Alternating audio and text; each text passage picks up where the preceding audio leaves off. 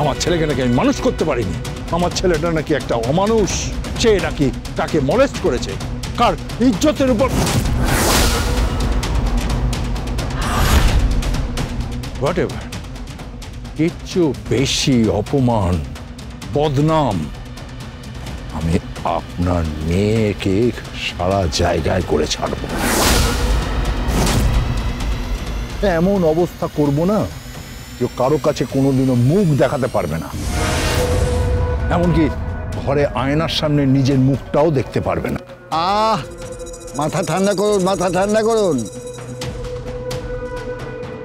যতক্ষণ ধীমান সেনের ঘড়ির কাঁটাটা 12টা থেকে ঠিক 2টোয় ঘুরে আসবে ততক্ষণে কেসটা মিটে যাবে আর কি। কেসটা আমার মনে হয় ডিসমিস হয়ে যাবে, আর কৃপান সমস্ত চার্জ থেকে মুক্ত হবে, আর বেকসুর খালাসও পাবে। আর আপনার অবস্থা কি হবে জানেন?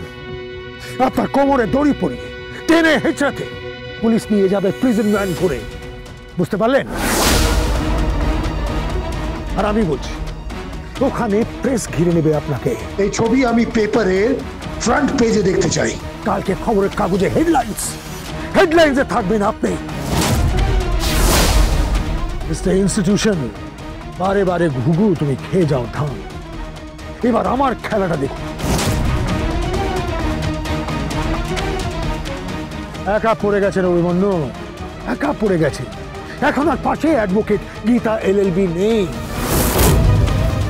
So your game is over. চলো।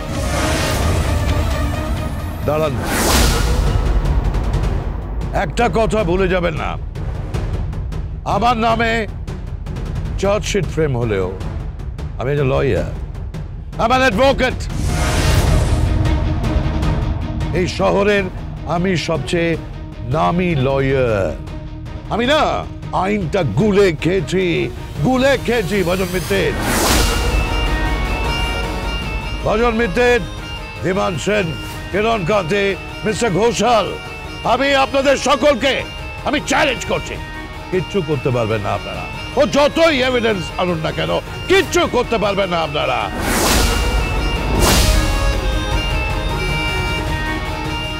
এই কোর্ট কেসে শেষ হাসিটা আমি হাসলাম। তাই নাকি? পেছনে একবার ঘুরে দেখুন না। কে?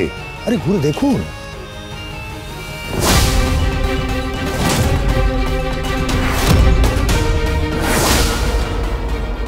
অম্লান বাবু, ইনি হলেন আমাদের শেষ অস্ত্র, এবং এই অস্ত্র দিয়েই আমি আপনাকে বধ করব। গীতা LLB সোম থেকে রবি প্রতিদিন সন্ধ্যে 6:30টায় স্টার জলসায় ও ডিজনি প্লাস হটস্টারে।